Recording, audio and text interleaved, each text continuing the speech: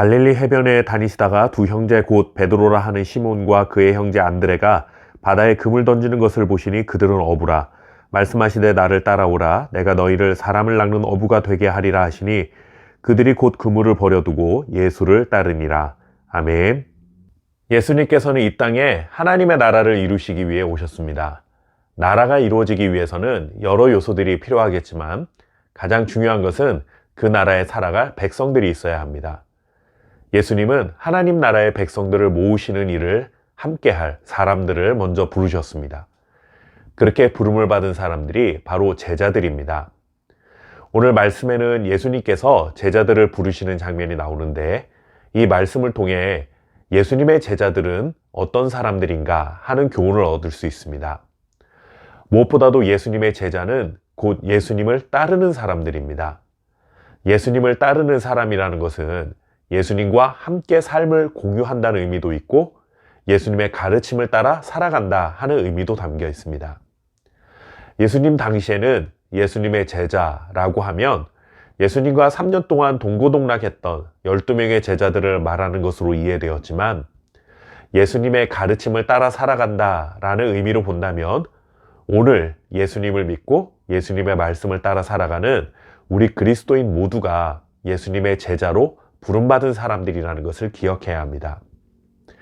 그렇기 때문에 오늘 이 말씀은 비단 12명의 제자들에게만 해당되는 말씀이 아니라 모든 성도들이 마음에 담아야 할 말씀이 되는 것이죠. 예수님이 베드로와 안드레 그리고 세베대의 아들 야고보와 요한을 제자로 부르시는 장면에서 우리는 예수님의 제자들은 어떤 태도와 각오가 있어야 하는지를 보게 됩니다.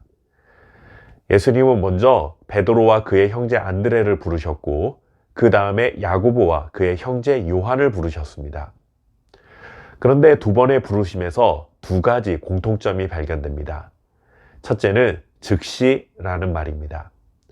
한글 성경에서는 곧이라는 말로 번역을 했습니다.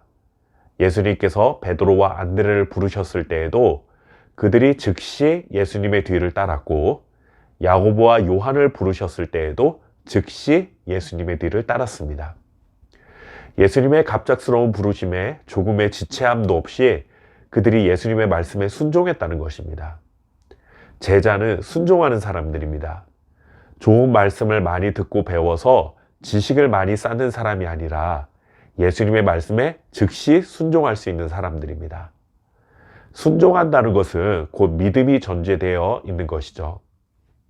상대방의 말을 신뢰해야만 순종할 수 있습니다. 예를 들어 아빠가 아들의 눈을 가리고 높은 곳에 올려놓은 뒤에 아빠가 밑에서 받아줄 테니 거기서 뛰어내리라 라고 말했다고 생각해 보십시오. 만약 아들이 아빠의 말을 100% 전적으로 신뢰한다면 지체하지 않고 아빠를 믿고 뛰어내릴 것입니다. 하지만 아빠에 대한 신뢰가 없다면 뛰어내리는데 망설일 수밖에 없는 일이죠. 즉시 순종한다는 것은 곧 상대방에 대한 온전한 믿음이 바탕이 되어야 가능한 것입니다.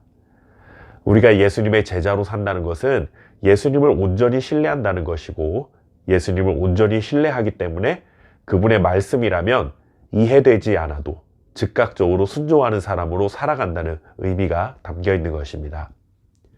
주님의 말씀에 즉시 순종하는 제자가 되시기를 바랍니다.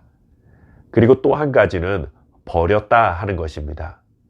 베드로와 안드레는 그물을 버렸고 야고보와 요한은 배와 아버지를 버렸습니다. 이들은 모두 어부였습니다. 어부가 그물과 배를 버린다는 것은 생업을 포기한다는 것입니다. 더군다나 야고보와 요한은 아버지도 버렸습니다.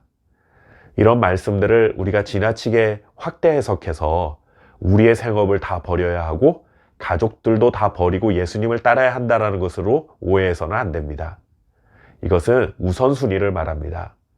주님을 따르는데 세상 어떤 것도 방해가 되어서는 안 되고 그 누구도 주님보다 우선순위가 앞설 수는 없음을 말하고 있는 것이죠.